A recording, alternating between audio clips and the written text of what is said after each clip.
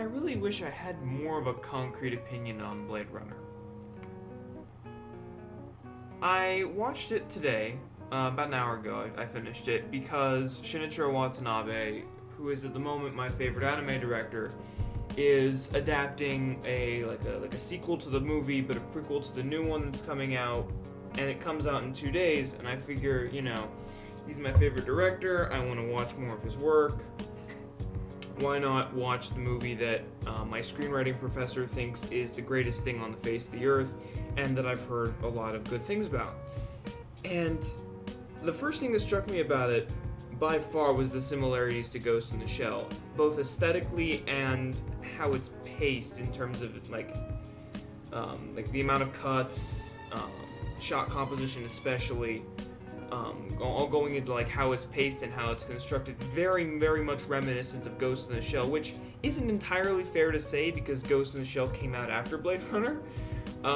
So I guess I should be saying that Ghost in the Shell is more reminiscent of Blade Runner rather than the other way around. But since I saw Ghost in the Shell first, it's kind of my frame of reference here, especially whenever it comes to this sort of cyberpunk stories and genres about humanity and consciousness, what makes a man, etc.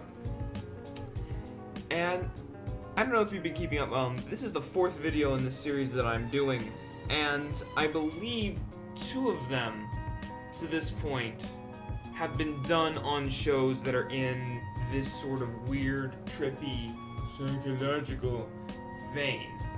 Those being Technolize and Paranoia Agent. Technolize especially, because you've got, I also got there's a little bit of a Technolize vibe. With Blade Runner, there wasn't as much of a Technolize vibe, and that's to be expected. Anyway, back to Ghost in the Shell. The music, the soundtrack, I should say, was very similar. There were a lot of parts where, like in Ghost in the Shell, like that one, it's like a 5-minute or longer segment of just music over buildings, building scenery, building that world, and there was a lot of that in Blade Runner, especially at the beginning.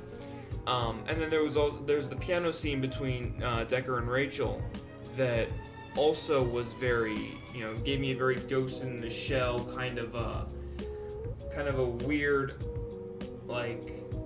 vibe that compares the two. I really don't know how to describe it, and I wish I did, but I'm having a hard time articulating, which is partially why I'm making this video, honestly, because it's 12:05 a.m. None of my friends are up currently, and I just wanted somewhere to speak about it because I feel like it's a film that should be spoken about. And since I don't have class with my screenwriting professor until next week, I can't go to him tomorrow and gush about it. Also, he's my professor, so I can't just go to him and gush about things. That's not how it works. At least not yet. It's 5 weeks into the semester. We don't know each other that well yet. Whenever I'm applying to grad school and using him if I go to grad school, and using him as a reference, that's whenever I can gush to him about movies, I think. But anyway, the second thing that really stuck out to me with Blade Runner is just how unsettling the whole thing is. There is a constant, it's not I don't know if it's necessarily tension that I'm feeling. It's more like this just unease, this very weird feeling in the pit of my stomach that might just be the canes that I had before I started watching it. But through, and this was partially how Harrison Ford acted as Decker. Harrison Ford's Decker was very interesting to me, and this will circle back to the unsettlingness, I promise. There were a couple of parts, actually more than a couple of parts, where I legitimately questioned what he was doing with the character and what he was doing as an actor, because it just made me feel so strange. It made me feel off. It made me feel like this is not how I envisioned the character to be. This is not how I thought this character would be portrayed to be. And even whenever I did start getting used to how Harrison Ford was playing the character, he would, like, throw in a new wrinkle, like forcibly kissing Rachel and, like, just being incredibly emotional after being very reserved throughout the rest of the film. Or, like, when he's in the room with the snake lady and he changes his voice and, like, goes kind of, it's kind of weird to get into her belongings so you can match the scale up. That was very weird. And it's not weird in a bad way. I don't want to make you guys think that. It's definitely weird in a way that makes me really appreciate how diverse of an actor he is.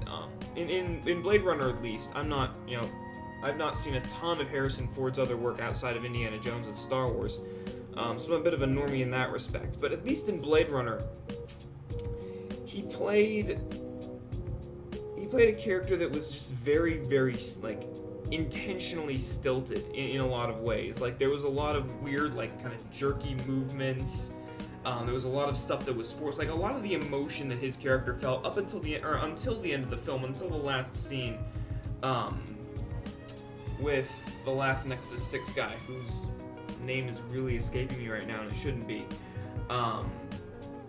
Whenever he's in those scenes at the end of the film, being chased down, that was visceral. Like, that was really, really gripping emotionally.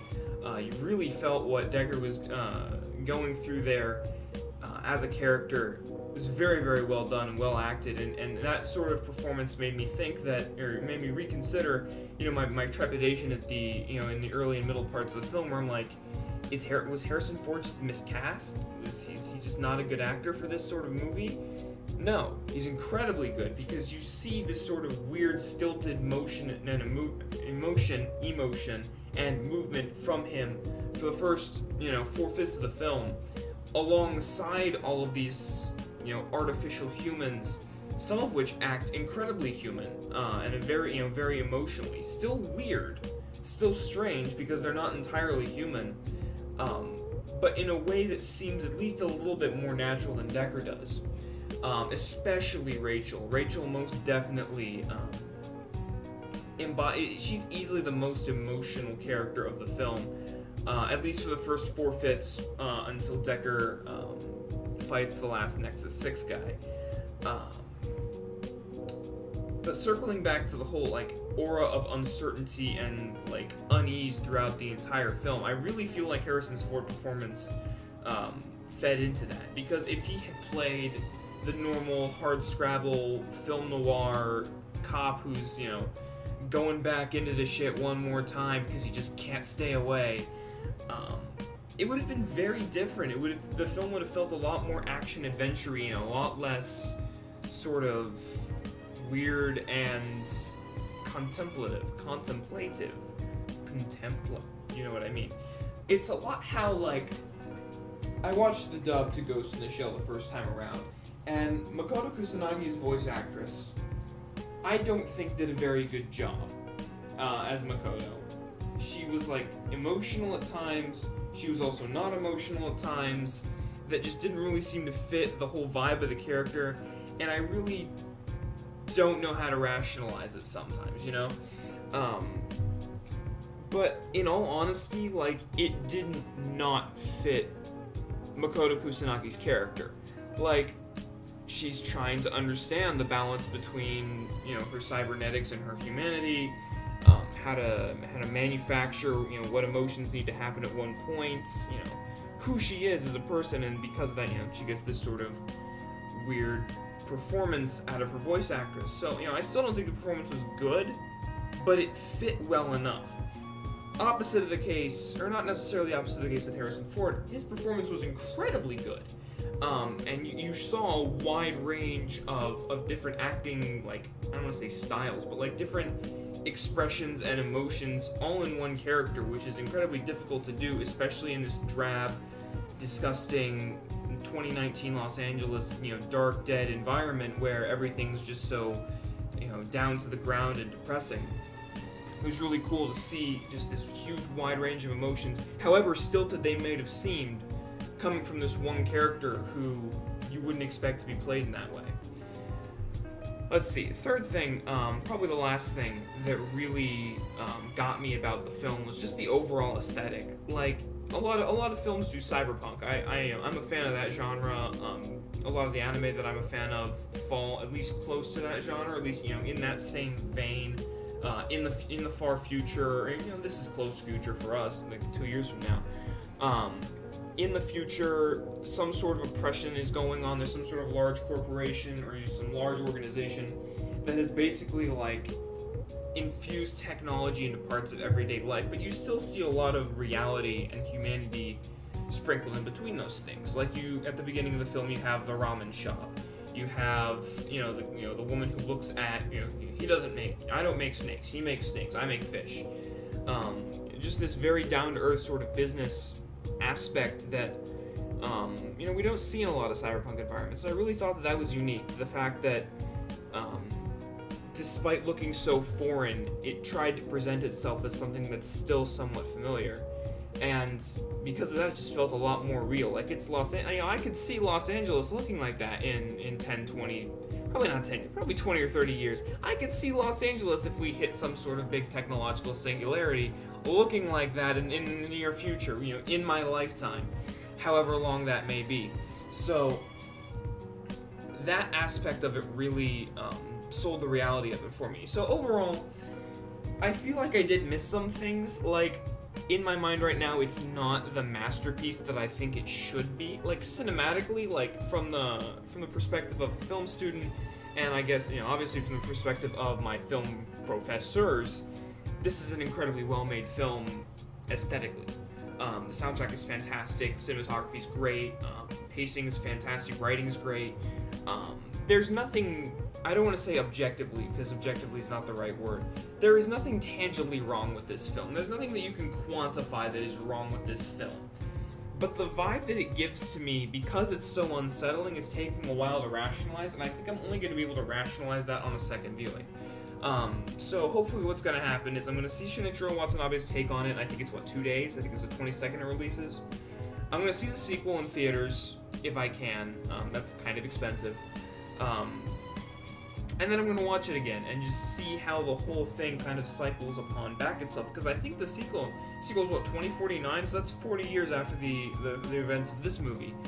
So I'm really interested to see what they do with that. I'm very afraid that Hollywood's going to turn it into an action adventure, because that's what they do to things.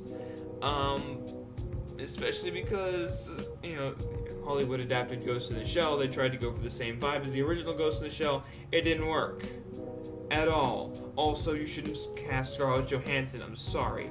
Anyway, that's my thoughts on Blade Runner, and